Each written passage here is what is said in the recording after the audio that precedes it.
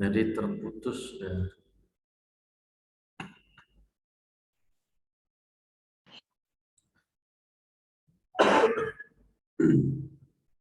Nah, bahwa pelaksanaan dapat berarti pengeluaran penetapan atau berupa perbuatan-perbuatan nyata lainnya ataupun berupa pengeluaran peraturan-peraturan lebih lanjut. Jadi kekuasaan yang dipegang oleh presiden tadi, kekuasaan pemerintahan adalah bertujuan untuk membentuk suatu peraturan. Peraturan yang dapat menciptakan kemanfaatan bagi masyarakatnya. Nah, peraturan-peraturan yang mengatur tindakan-tindakan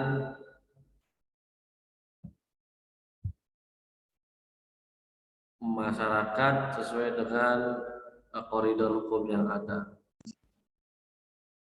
Bahwa presiden adalah sebagai penyelenggara tertinggi pemerintahan negara yang menjalankan seluruh tugas dan fungsi pemerintahan dalam arti luas yang menyangkut ketataprajaan, keamanan, kepolisian, dan pengaturan.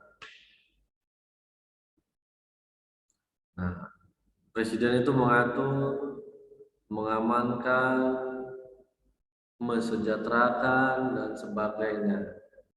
Jadi sangat banyak sebenarnya tugas dari presiden, ya kan?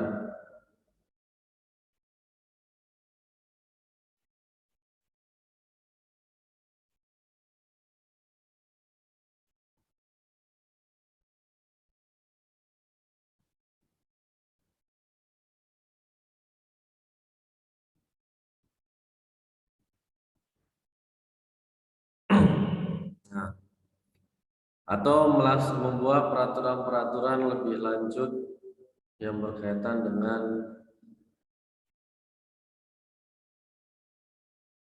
pelaksanaan daripada undang-undang. Jelas bahwa berdasarkan Undang-Undang Dasar Presiden, oke, lanjut. Nah, sebagai penyelenggara pemerintahan, Presiden dapat membentuk peraturan perundang-undangan yang diperlukan. Oleh karena Presiden juga merupakan pemegang kekuasaan pengaturan di Indonesia.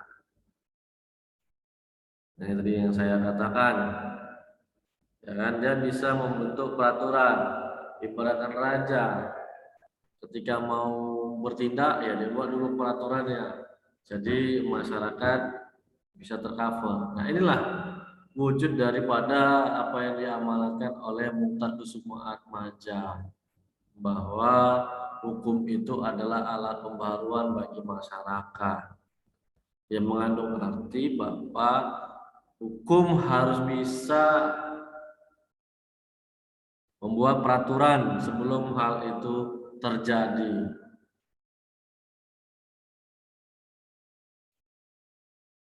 Ya kan? Nah, jadi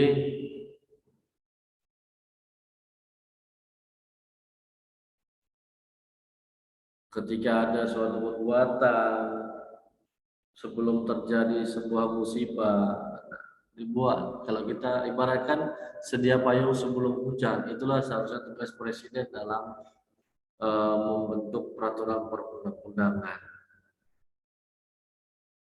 Tapi pada kenyataannya adalah ketika sudah terjadi barulah ada aturannya. Ya, alasannya dikarenakan dalam membentuk satu peraturan perundang-undangan itu memakan waktu dan biaya yang cukup besar. Seperti itu. Nah, fungsi pengaturan ini terlihat dalam membentukkan undang-undang bersama DPR. Kemudian pembentukan peraturan pemerintah, pembentukan peraturan pemerintah pengganti undang-undang, kemudian pembentukan keputusan presiden. Jadi fungsi pengaturan itu presiden dapat membentuk dari 4 peraturan perundang-undangan yang ada, yaitu undang-undang bersama dengan DPR, peraturan pemerintah sebagai peraturan pelaksana daripada undang-undang, kemudian Perpu yang merupakan hak prerogatif dari presiden dalam membentuknya, kemudian keputusan presiden.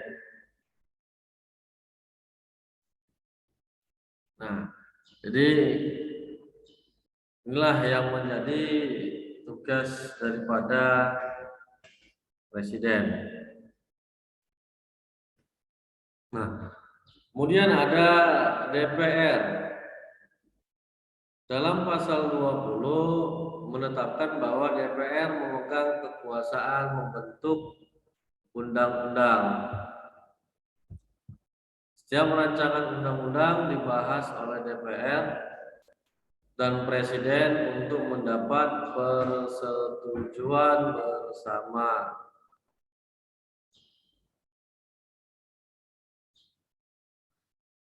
Jika rancangan undang-undang itu tidak mendapat persetujuan bersama, maka rancangan undang-undang tersebut tidak boleh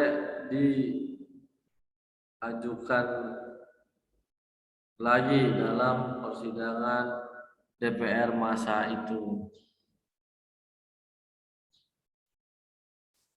Artinya setelah pembahasan, nah ternyata deadlock lah ini, jalan buntu. Sudah tutup RUU itu. Nah, nanti pada masa yang berikutnya, periode yang lain, baru bisa disidangkan lagi untuk RUU tadi. Setelah dibahas rancangan undang-undang tersebut dan telah terdapat kesepakatan, maka Presiden mengesahkan rancangan undang-undang yang telah disetujui bersama untuk menjadi undang-undang. Dalam hal rancangan undang-undang yang telah disetujui bersama tersebut tidak disahkan oleh Presiden dalam waktu 30 hari, ya kan? Maka rancangan undang-undang tersebut sah menjadi undang-undang dan wajib diundangkan. Tapi sampai sekarang belum ada terjadi undang-undang itu ataupun presiden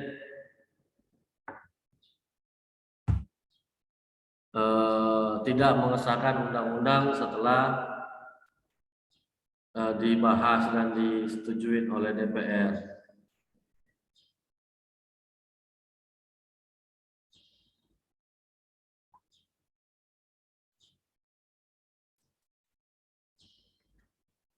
Nah,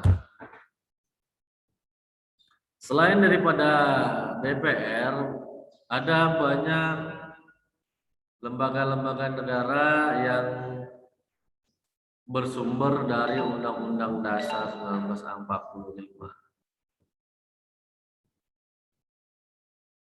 Ada MPR, ada DPR, ada DPD, ada Presiden, ada MA, MK, KY, dan BPK.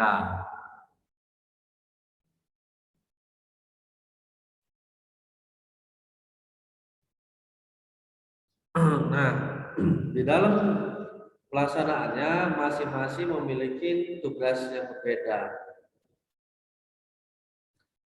MD3 MPR, DPR, dan DPD itu legislatifnya. Eksekutifnya presiden, ya kan?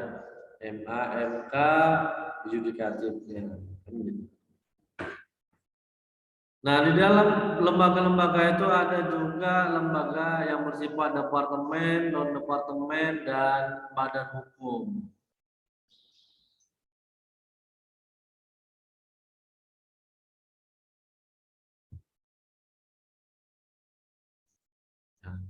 Nah, kita lihat dulu.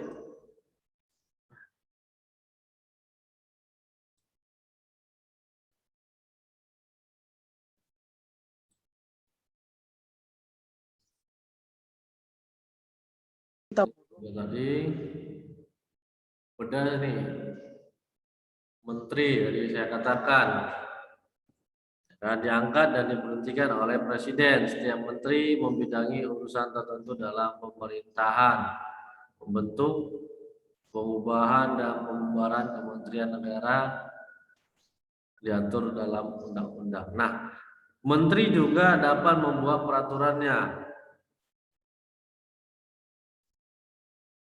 Ya, jadi menteri dapat membuat satu peraturan. Nah, apakah peraturan yang dibuat oleh menteri tersebut sama kedudukannya dengan ketujuh hierarki peraturan perundang-undangan? Kedudukannya adalah sama, hanya saja di dalam pembentukannya tidak boleh bertentangan dengan aturan yang lebih tinggi. Ya, berarti peraturan menteri, keputusan menteri itu bisa dikatakan di bawah daripada peraturan daerah kabupaten kota. Atau bisa juga dia memposisikan kepada PP di posisi peraturan pemerintah sebagai peraturan pelaksananya.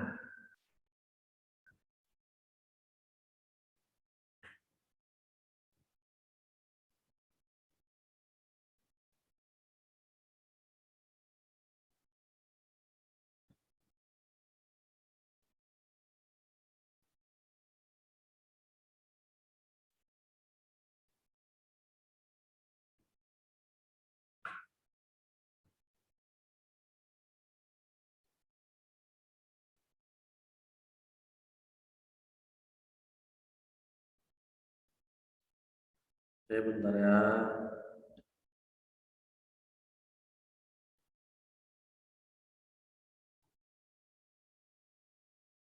Nah,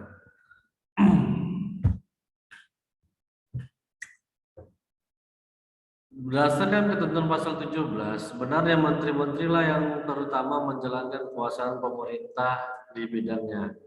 Apa? Karena presiden tidak mungkin mampu untuk melaksanakan semua usaha pemerintahan itu sendirian, jadi harus ada dibantu. Ya kan, di kampus saja ada rektor aja dibantu dia oleh wakil rektor, dekan, prodi dan sebagainya. Sebelum kita lanjutkan, ini kayaknya pada ngantuk semua nih. Udah pada sarapan atau belum ini? Ya kan?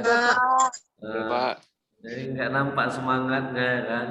Ya silakan, boleh minum kopinya, ya kan?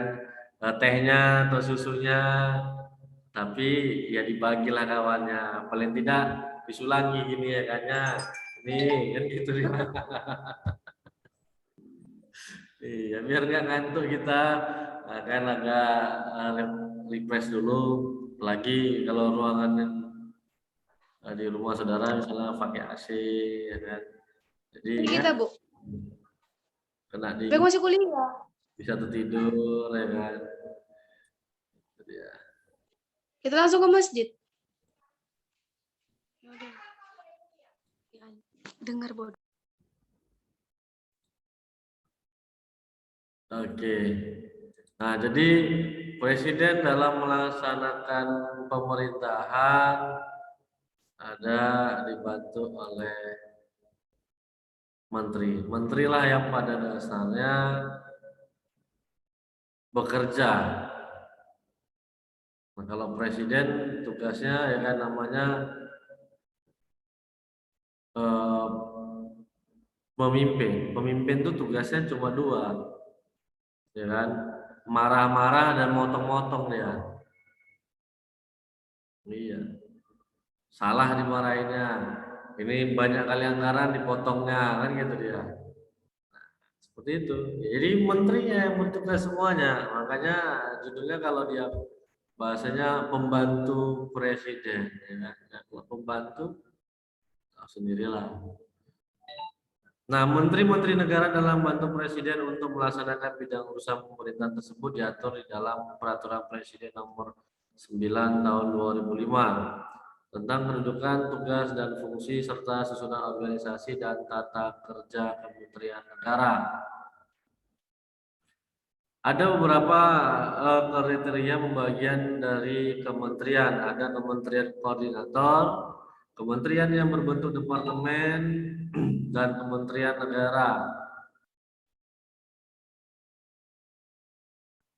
Ada juga kementerian ataupun lembaga negara non-departemen. Saat ini ada 24 lembaga pemerintahan non-departemen yang ada di negara kita.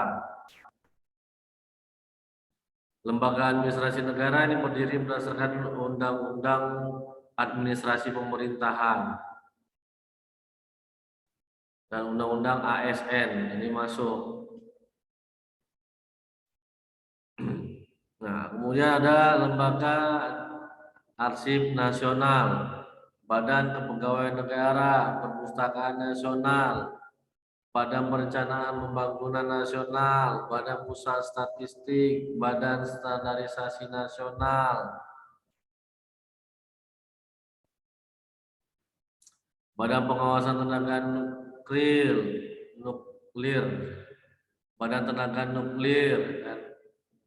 Badan Intelijen Negara, Lembaga Sandi Negara, Badan Urusan Logistik, Badan Koordinasi Keluarga Berencana, Antariksa, Penerbangan dan Antariksa, Badan Koordinasi Survei, Pengawasan Keuangan dan Pembangunan, BPKP, LIPI, Lembaga Ilmu Pengetahuan Indonesia, Badan Pengkajian dan Penerapan Teknologi, Badan Koordinasi Penanaman Modal, Badan Pertanahan Nasional, Badan Pengawasan Obat dan Makanan atau BPOM, Lembaga Informasi Nasional, Lembaga Ketahanan Nasional, dan Badan Pengembangan Kebudayaan dan Pariwisata. Nah, inilah dia, ada 24 sekarang lembaga pemerintahan non-departemen yang luar biasa kalau menyedot anggaran. Ya kan, cukup banyak. Kan gitu ya.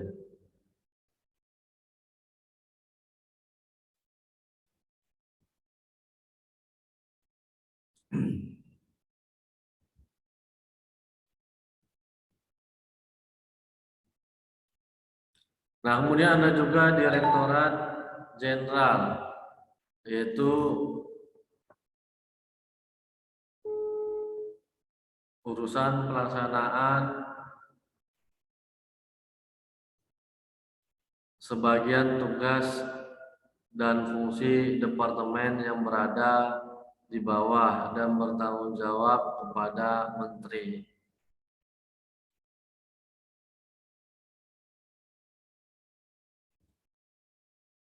Direktorat Jenderal mempunyai tugas merumuskan serta melaksanakan kebijakan dan standarisasi teknis di bidangnya.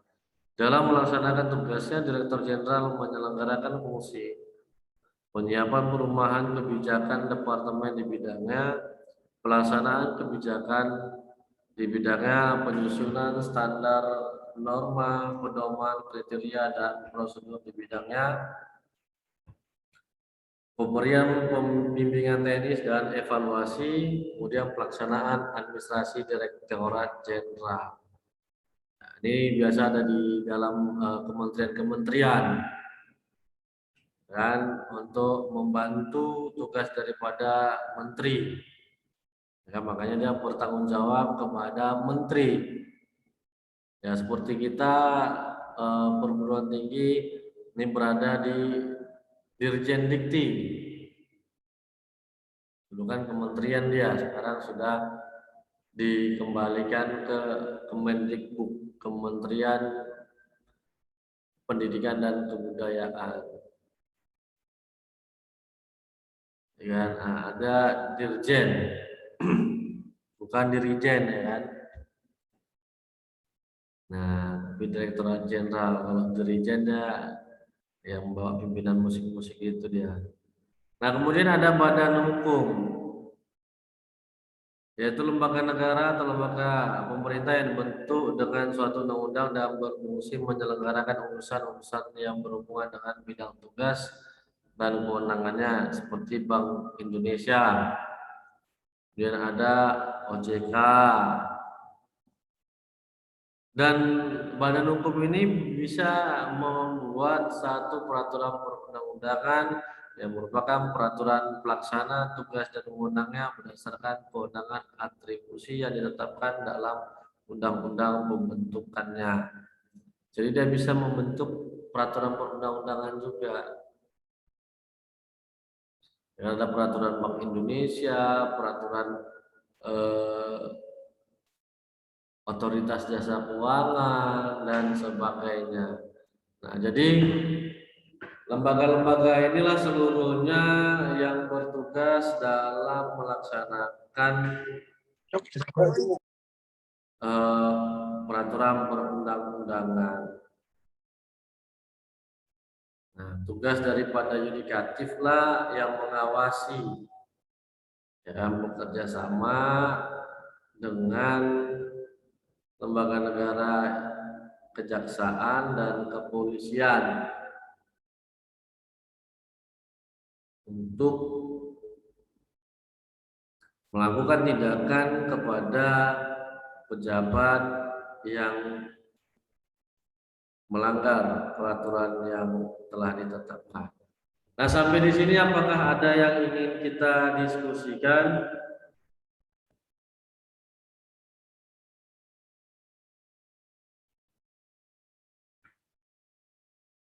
Silakan.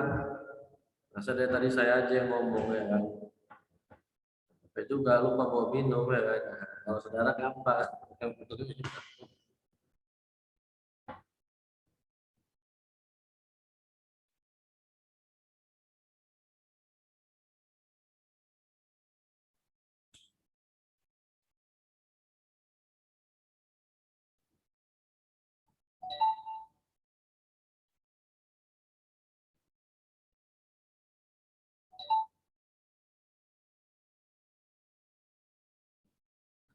Bagaimana? Apakah ada yang kita ingin diskusikan?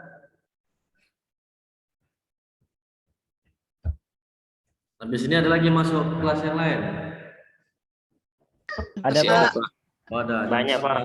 Ada Pak. Dan 40. 90. Maka kalau dari jadwalnya masih ada nih 10 menit lagi atau 15 menit lagi untuk tanya jawab. Dan lebih enak kita saling diskusi ya kan.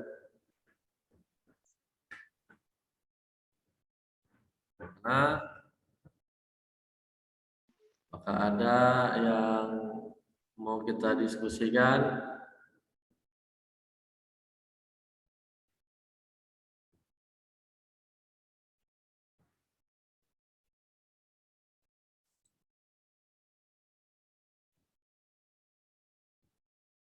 Enggak ada. Tentang ini Pak, saya Pak Elwin. Tentang perancangan penggabungan sih sebenarnya Pak, Omnibus Law yang kemarin sempat bermasalah dengan para mahasiswa dan jurusannya ya, Pak kemarin. Makanya banyak kali yang demo. Jadi itu sekarang apa dampaknya sih Pak buat kita setelah pengesahan Omnibus Law itu Pak? Apanya? Manfaatnya? Dampaknya buat masyarakat sekarang ini kan sudah disahkan. Jadi kalau untuk dampaknya jelas pasti ada. Kenapa? Karena setiap undang-undang yang sudah diundangkan, kan setiap akhir undang-undang itu ada satu klausul ataupun materi muatan yang mengatakan sejak undang-undang ini digunakan seluruh ataupun masyarakat sudah dianggap mengetahuinya, ya kan? Dengan arti bahwa masyarakat wajib melaksanakan ketentuan tersebut. Nah, kalau dari segi mata kuliah kita peraturan perundang-undangan, ya saya nyatakan secara teori ya, undang-undang cipta kerja itu batal ataupun melanggar ketentuan peraturan perundang-undangan. Namun yang jadi persoalan adalah siapa yang berani melakukan uji materi terhadap undang-undang ini, dan apakah juga hakim konstitusi berani untuk membatalkan undang-undang ini? Kan itu menjadi persoalan. Kenapa saya bilang melanggar aturan? Karena undang-undang cipta ini menggabungkan berbagai macam undang-undang menjadi satu undang-undang. Itu tidak boleh di dalam undang-undang kita. Kecuali dia buat kodifikasi hukum. Seperti apa? Sampai saat ini kodifikasi hukum kita hanya 3. Kitab Undang-Undang Hukum Perdata, Kitab Undang-Undang Hukum Pidana, dan Kitab Undang-Undang Hukum apa? Ayo, ada yang tahu? Acara perdata, Pak. Itu kan acara ya, kitabnya. Ya, Kitab Undang-Undang Hukum Dagang. Dagang, Pak. Dagang. Iya, itu jangan lupa. Nah, seharusnya ketika memang ada yang berkaitan dengan bisnis, ya masukkan dia ke dalam hukum dagang atau membentuk suatu kitab undang-undang hukum lainnya, yaitu apa? Kitab undang-undang hukum bisnis. Kan itu ya. Nah, jadi berkaitan dengan bisnis, disitulah dia masuk. Nah, di situ dia ada masuk ke tenaga kerjaan, penanaman modal, berkaitan dengan perusahaan, lingkungan, perizinan, apalagi banyak. Itu sangat menyalahi daripada ketentuan dalam pembentukan peraturan perundang-undangan. Nanti kita akan bahas, ya kan? Nah, tapi ya itulah dia, sejak diperlakukannya maka ya dampak ada positif dan ada dampak negatifnya. Kalau dampak misalnya di bidang ketenagakerjaan ya, nah, karena memang saya fokusnya di bidang tenaga kerja. Dampak positifnya bagi tenaga kerja ketika dia habis kontrak, pengusaha wajib membayar kontraknya, ada upahnya, ya kan, dari kontrak itu. Kalau di dalam Kepmen 100 itu tidak ada, ataupun dalam Undang-Undang 13 tidak ada hak pesangon dari pegawai kontrak ketika berakhir kontraknya ataupun putus. Nah, di dalam PP 35 tahun 2021 ada diatur dia dalam Undang-Undang Cipta Kerja itu. Nah, itu keuntungannya. Ya, tidak, keuntungannya adalah hilangnya masa pengganti hak, uang pengganti hak 15% itu hilang. Dan kemudian jumlah pesangon itu juga berkurang. Itu. Dan hak-hak yang lainnya juga ada yang tidak sesuai. Bagi dunia usaha itu sangat menguntungkan. Ada kemudahan dalam memperoleh izin. Kemudian modal usaha itu menjadi tidak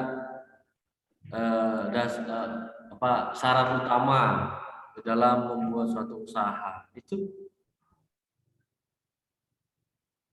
Nah, jadi ada plus minusnya. Tapi kalau dari mata kuliah yang kita pelajarin ini, maka Undang-Undang Cipta Kerja batal demi hukum dalam mata kuliah ini, ya kan? Tapi kalau kita mau batalkan harus melalui Mahkamah Konstitusi. Kembali lagi tadi saya katakan, apakah Mahkamah Konstitusi berani? Sedangkan Yusril Iza Mahendra aja ahli tata negara di Indonesia sampai saat ini nggak ada mengajukan uji materi. Biasanya dia paling getol ketika ada masalah ini. Nah, berarti apa? Ada tanda kutip, berarti dia tersandra di dalam sistem pemerintah. Apalagi saya, ya kan, apalagi kita. Begitu masuk gugatan uji materi, besok langsung dicari kesalahannya. Nah, ini pajaknya udah dibayar atau belum, ya kan? Nah, ini gajinya berapa, pendapatannya, hartanya, lihat cek. Apa pekerjaannya? Besok dipanggil ya kan sama Polda. Gara-gara mengajukan uji materi daripada Undang-Undang Cipta Kerja. Makanya masyarakat ya sudahlah, biarkan saja kan gitu. Undang-undang ini berjalan. Nah, itu repotnya di negara kita ini dengan sistem, ya saya katakan sistem tersandra. Ada baiknya enggak? Ada buruknya? Ada juga. Baiknya apa? Kita lebih bisa teratur dengan koridor hukum yang ada. Jadi saya bilang pemerintah yang saat ini mengadopsi dari orde lama, orde baru, ya kan? Dengan mengekang daripada kebebasan bertindak masyarakatnya. Itu. Ada baiknya, ya ada buruknya. Apa? Terbatasnya kita dalam menyampaikan aspirasi. Seperti itu. Nah, jadi saya pernah nangani gitu juga kan, ada pengusaha yang dia tidak pro pemerintah, akhirnya diperiksa terus sama Polda. Ketika dia sudah pro pemerintah, udah selesai perkara itu. Itu Jawin. Jadi dampaknya sangat ada positif dan ada negatifnya. Tapi kalau saya pribadi ditanya,